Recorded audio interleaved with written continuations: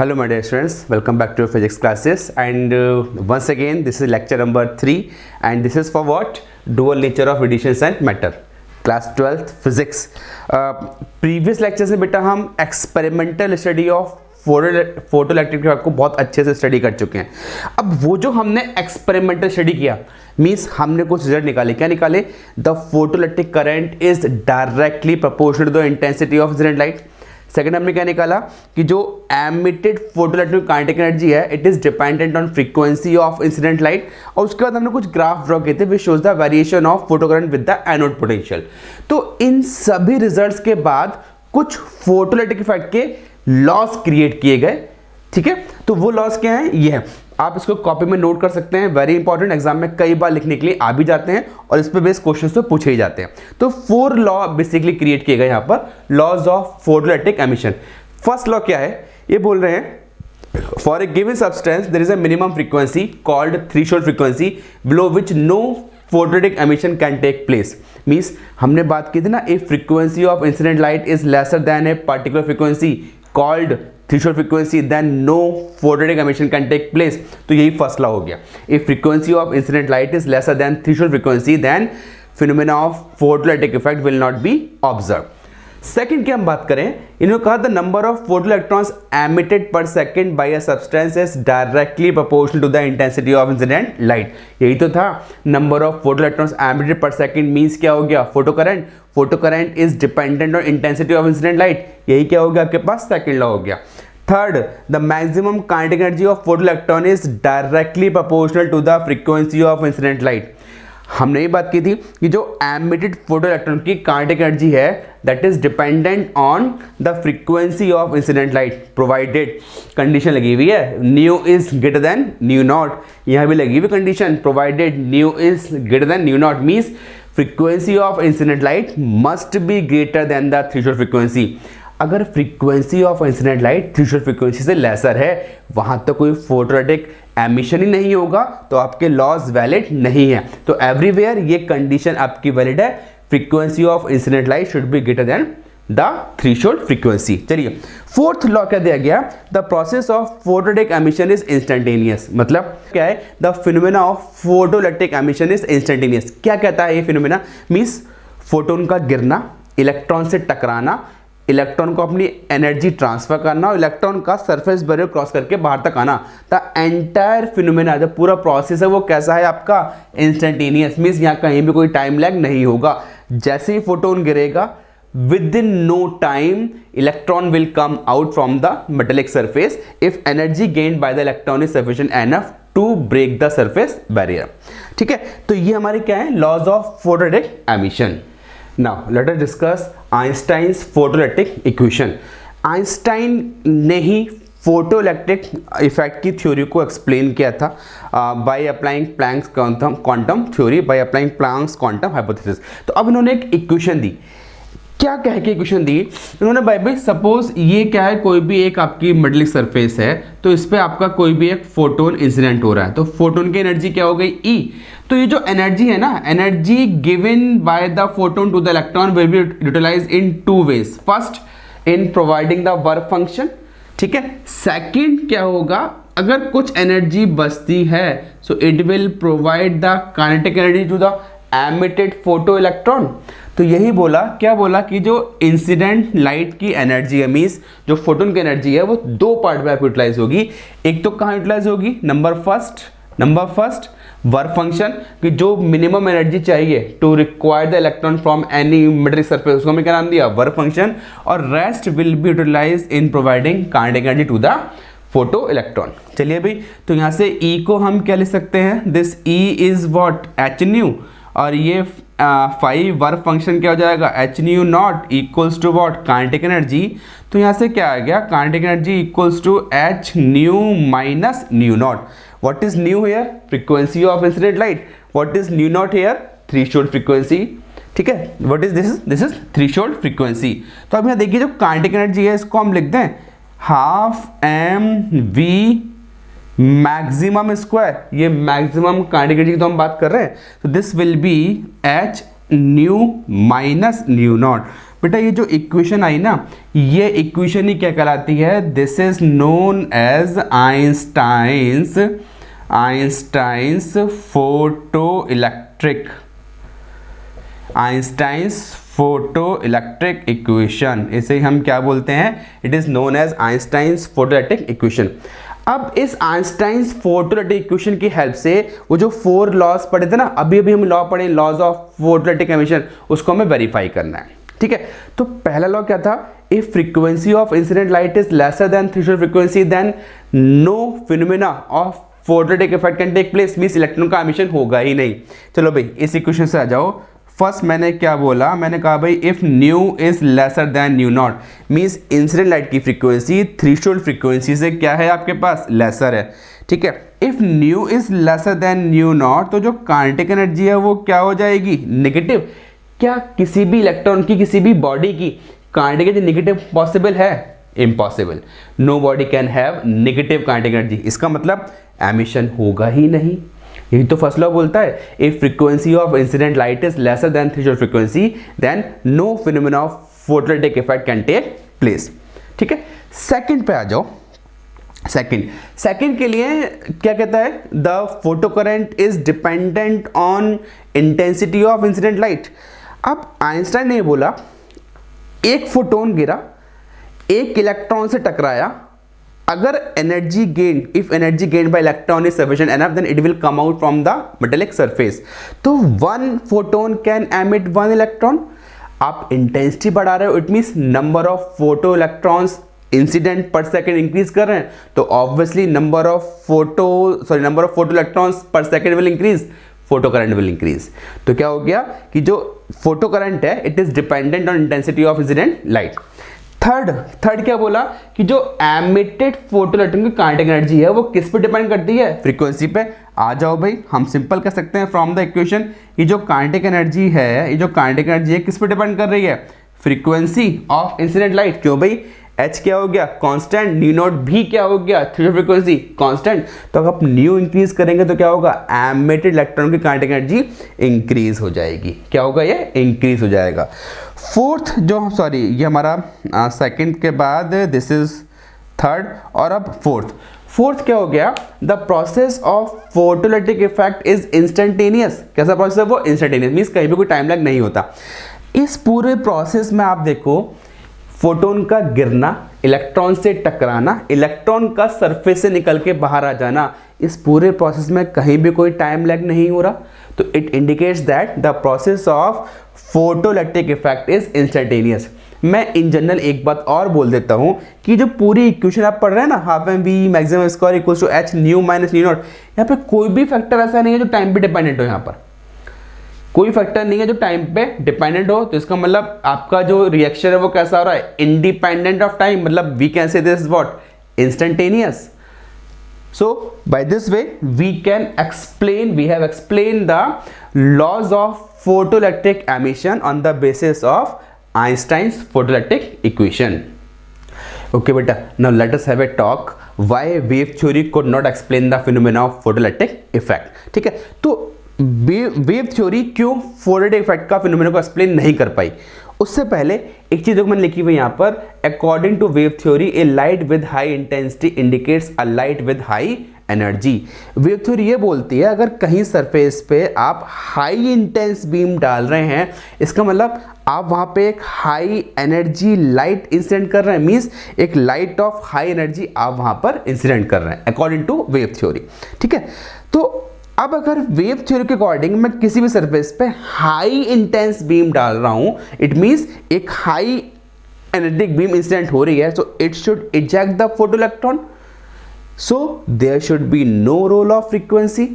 But practically हमने क्या देखा, if frequency of incident light is lesser than threshold frequency then no photoelectric emission can take place whatever be the intensity of incident light, means अगर कहीं photovoltaic emission हो रहा है तो frequency of incident light threshold frequency से greater होनी ही चाहिए, no matter what is the intensity of incident light. Intensity का यहाँ पर कोई रोल नहीं है, ये हमने प्रैक्टिकली देखा। बट वेव थ्योरी के अकॉर्डिंग क्या होना चाहिए था? when a light of high intensity means a light of high energy is incident on any metallic surface, it should eject electron, there should be no role of frequency। Wave theory इस बात को explain नहीं कर पाई why there is a role of frequency। it is a first point why wave theory could not explain the phenomena of photoelectric effect। Second पे आ जाते हैं, ये तो फर्स्ट पॉइंट था। सेकंड पॉइंट पे हम आ रहे हैं। सेकंड पॉइंट पे आप आ जाओ भाई। हमने प्रैक्टिकली क्या देखा? हमने प्रैक्टिकली ये देखा कि जो एमिटेड फोटो इलेक्ट्रॉन की काइनेटिक एनर्जी है वो किस पे डिपेंड करती है? Frequency of incident light. Law भी है हमारा, इसलिए लॉ बना। प्रैक्टिकली हमने उसको वेरीफाई किया। बट वेव थ्योरी के अकॉर्डिंग क्या है? A high intense beam means a light of high energy. अगर मैं हाई इंटेंस बीम डाल रहा हूं तो हाई एनर्जी की लाइट किसी भी सरफेस इंसिडेंट हो रही है, तो अगर मैं इंटेंसिटी बढ़ाऊंगा तो अल्टीमेटली क्या बढ़ रही है? एनर्जी। तो एमिटेड फोटो इलेक्ट्रॉन की एनर्जी भी बढ़नी चाहिए। तो वेव थ्योरी के अकॉर्डिंग तो ये जो kinetic energy of emitted photo electron है it should be dependent on intensity. But practically हमने क्या देखा? The kinetic energy is dependent on frequency. ये इंटेंसिटी पर डिपेंड ही नहीं करती। So once again wave theory could not explain how it is possible कि इंटेंसिटी के साथ एनर्जी वेरी क्यों नहीं कर रही। Once again wave theory could not explain this point. Third and once again it is also a most important third point. हमने जो fourth law पढ़ा, फोर्थ लॉ हमने क्या पढ़ा? The phenomena of photoelectric effect is instantaneous. कोई time lag यहाँ पर नहीं होता। प्रोसेस कैसा? इंस्टेंटेनियस मीन्स लाइट का गिरना, मतलब फोटोन का गिरना, इलेक्ट्रॉन से टकराना, सरफेस से निकल के बाहर आ जाना। The entire process is instantaneous, में कोई भी टाइम लैग नहीं होता। But according to wave theory, आप एक बात देखिए, वेव थ्योरी के अकॉर्डिंग क्या है? कहीं भी लाइट गिर रही है, इसका मतलब वहां पर क्या गिर रहा है? आपका वेव फ्रंट। कहीं भी लाइट गिर रही है इट मीन्स क्या गिर रहा है वहां पर? आपके पास वेव फ्रंट। तो ये क्या हो गया आपके पास? कोई भी इंसिडेंट वेव फ्रंट, इसको हम बोल दें ये क्या हो गया हमारे पास? This is our incident wave front. और हम पढ़ चुके हैं वेव ऑप्टिक्स के अंदर जो एनर्जी है it is uniformly distributed through out the wave front. Energy is uniformly distributed through out the wave front. अब जब ये वेव फ्रंट गिरेगा तो ऑब्वियसली ये किसी एक इलेक्ट्रॉन को एनर्जी ट्रांसफर नहीं करेगा। It will transfer energy to a large number of electrons existing in this region. तो हर इलेक्ट्रॉन पे थोड़ी थोड़ी एनर्जी आई। सेकेंड वेव फ्रंट गिरा, इलेक्ट्रॉन्स ने और एनर्जी गेन करी। थर्ड वेव फ्रंट गिरा, इलेक्ट्रॉन्स ने और एनर्जी गेन करी। So after some time electrons will have sufficient energy to cross the surface barrier, that is to come out from the metallic surface। तो according to wave theory the phenomena of photoelectric effect should not be instantaneous, rather कुछ time taking process यहाँ पर होना चाहिए था।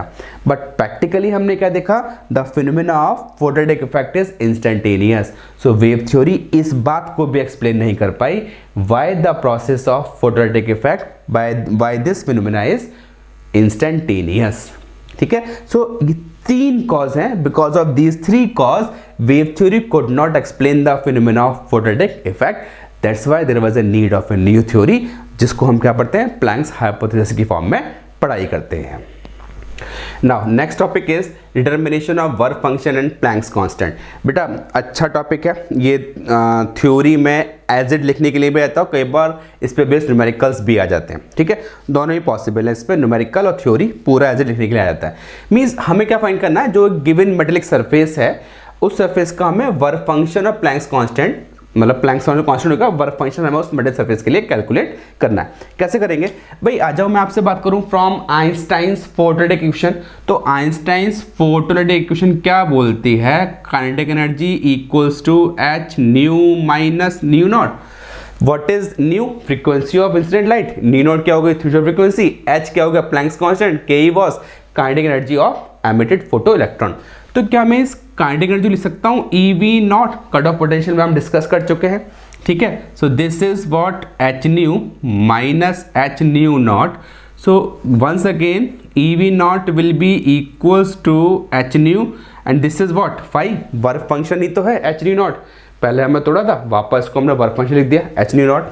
तो आ जाओ भाई, यहाँ से V0 इक्वल्स टू क्या हो जाएगा, h upon e of nu sorry h upon e of nu minus का फाई अपॉन ई। देखो भाई, क्या हम बोल दें यहाँ पर is the form of y equals to m plus c. हाँ जी, किसकी फॉर्म हो गई, y equals to m x plus c, means when a graph is drawn taking frequency along x-axis and cutoff potential along y-axis, it will be a straight line with the negative intercept along y-axis। और इसका जो slope है, slope क्या देगा, h upon e. देखो भाई, एक हम क्या करते हैं, यहाँ पर ग्राफ ड्रॉ करना है किस किस के बीच, frequency and cut off potential. तो ये ग्राफ कैसा आएगा, ठीक है, ये वाली वैल्यू क्या हो जाएगी, न्यू नॉट। देख रहे होंगे हमने पहले भी ग्राफ ड्रॉ किया था, सेम वही ग्राफ है, which shows the variation of cut off potential with the frequency new not, threshold frequency below विच तो कोई एमिशन होगा ही नहीं आपका, ठीक है। तो इसको हमने पीछे इंडिकेट किया, कंप्लीट किया, क्यों, because phi upon e. Suppose ये वाला पॉइंट क्या हो गया, ए, तो ये जो है ये वाला इंटरसेप्ट, ये इंटरसेप्ट क्या रिप्रेजेंट करेगा, फाई अपॉन ई। इसका जो स्लोप है वो क्या हमें देगा, h अपॉन ई, ठीक है। तो हमें कैलकुलेशन करनी है, हमें क्या फाइंड करना है, work function and Planck's constant. एक एक करके बात करेंगे, ठीक है। तो मैं अभी कैलकुलेशन कर रहा हूँ, फर्स्ट पॉइंट की बात कर रहा हूँ। हम बात कर रहे हैं calculation for, let us do for Planck's constant. हम कर रहे हैं कैलकुलेशन फॉर प्लैंक्स कांस्टेंट। भाई प्लैंक्स कांस्टेंट कहाँ आ रहा है, स्लोप में आ रहा है, तो हम स्लोप निकालेंगे from the equation then from the graph. तो हम क्या फाइंड करेंगे, यहाँ पर स्लोप फाइंड करेंगे। अगर मैं बात करूँ आपसे स्लोप फ्रॉम द ग्राफ, तो सिंपली m इक्वल्स टू हम क्या बोलेंगे, टेन थीटा। मैं आपसे बोलूँ स्लोप फ्रॉम द इक्वेशन, तो इक्वेशन m इक्वल्स टू क्या हो जाएगा, h अपॉन ई, दोनों को इक्वल कर देंगे, तो h upon E will be क्या हो गया, टेन थीटा। तो h विल बी क्या हो जाएगा, e टेन थीटा। तो टेन थीटा क्या है, स्लोप। जब स्लोप को सिंपल हम e से मल्टीप्लाई करेंगे, when the slope of graph, कौन सा ग्राफ है, graph between frequency, graph which shows the variation of cut off potential with the frequency. ये किसका, ये टेन थीटा क्या है आपके पास, स्लोप है। स्लोप किस ग्राफ का स्लोप है, which shows the variation of cut off potential with the frequency. इस ग्राफ का जो स्लोप है multiply by e, elementary charge, charge of electron से मल्टीप्लाई करेंगे तो क्या देगा, it will give the value of Planck's constant, ठीक है। तो ये डायरेक्ट भी आता है और न्यूमेरिकल भी इस पे पूछ जाएंगे। आपको ग्राफ दिया जाएगा, slope multiply by e will give you the value of Planck's constant, ठीक है। सेकंड हम कर रहे हैं कैलकुलेशन, किसके लिए करनी है, we have to do calculation for work function, ठीक है। हमको करनी है कैलकुलेशन फॉर वर्क फंक्शन। अगर हम वर्क फंक्शन की बात करें, वर्क फंक्शन के लिए हमें क्या फाइंड करना होगा, इंटरसेप्ट। तो लेट अस फाइंड इंटरसेप्ट। हम क्या फाइंड करेंगे, हम फाइंड करेंगे इंटरसेप्ट। तो पहले हमने इंटरसेप्ट लिया फ्रॉम द ग्राफ, तो ग्राफ से इंटरसेप्ट क्या निकल के आ गया आपके पास, OA, यही तो है ग्राफ से इंटरसेप्ट क्या निकल के आ गया, OA, यही तो इंटरसेप्ट निकल के आया, जिसको हम लोग नेगेटिव इंटरसेप्ट। फिर हम बात करें इंटरसेप्ट फ्रॉम द इक्वेशन, तो इक्वेशन से क्या निकल के आया, ये फाई अपॉन ई, दोनों को इक्वल कर देंगे तो phi upon e equals to OA, तो phi equals to e into OA। इसका मतलब when intercept is multiply by e, intercept of this graph, ये OA जो भी वैल्यू आपको ग्राफ में गिवन होगी in numericals, that multiply by e will give you the value of work function of the material, work function of the metallic surface, ठीक है। अब एक चीज है बेटा, हमने क्या निकाला, h equals to e tan theta. मैं इस पे बात कर रहा हूँ वंस अगेन, हमने क्या लिखा, h equals to e tan theta. तो यहाँ गौर से देखो टेन थीटा बेसिकली क्या हो गया, h अपॉन ई। अब h is what, Planck's constant, will have a constant value, e भी क्या हो गया, कांस्टेंट वैल्यू, तो इसका मतलब h अपॉन e क्या हो गया, कांस्टेंट। तो इसका मतलब जो थीटा है वो भी यहां पर क्या होगा, कांस्टेंट होगा। हाँ, क्या होगा, कांस्टेंट। इसका मतलब अगर थीटा कांस्टेंट हो गया, थीटा कांस्टेंट हो गया, क्या कहना चाह रहे हैं आप, किसी भी मेटेलिक सरफेस के लिए ग्राफ ड्रॉ कीजिएगा, सभी ग्राफ का यहां पर स्लोप क्या रहेगा, सेम। यस, सभी ग्राफ का स्लोप क्या रहेगा, सेम। आप 2 3 4 5 कितने भी मेटेलिक सरफेस के लिए आप ग्राफ ड्रॉ करें, graph means which shows the variation of cut off potential with the frequency, तो 2 3 4 ग्राफ ड्रॉ करेंगे तो सारे ग्राफ आपस में कैसे आएंगे, ऑल विल बी पैरेलल। क्यों, क्योंकि सबका स्लोप क्या रहना है, आपके पास सेम रहना है। ऑल विल बी पैरेलल, सबका स्लोप सेम रहना है। हाँ, अब देखो हर एक की कट ऑफ थ्रेशोल्ड फ्रीक्वेंसी की वैल्यू आपकी अलग अलग आ रही है, से this is 1, this is 2, this is 3, this is 4, तो हर एक के लिए वर्क फंक्शन भी आपके पास क्या हो जाएगा, डिफरेंट डिफरेंट हो जाएगा। ठीक है, तो हर मेटेलिक सरफेस के लिए थ्रेशोल्ड फ्रीक्वेंसी की डिफरेंट होगी, आपका वर्क फंक्शन डिफरेंट होगा, बट प्लैंक्स कांस्टेंट तो सेम ही रहेगा, स्लोप सेम रहेगा। तो जितने भी आप ग्राफ ड्रॉ करेंगे सबका स्लोप क्या रहेगा, same. All will have the parallel lines, सबके लिए क्या रहेगा, स्लोप सेम आएगा। फाइन, तो by this way we can calculate the work function and Planck's constant. ठीक है बेटा, आज की वीडियो में इतने ही रखते हैं, और मैं हर बार बोलता हूँ, if you want to discuss a lot of questions, numericals and conceptual questions, then you can join my live classes, and to join my live classes you will find a phone number at the last of the video, and you can directly contact me through that phone number. Thank you and have a nice day.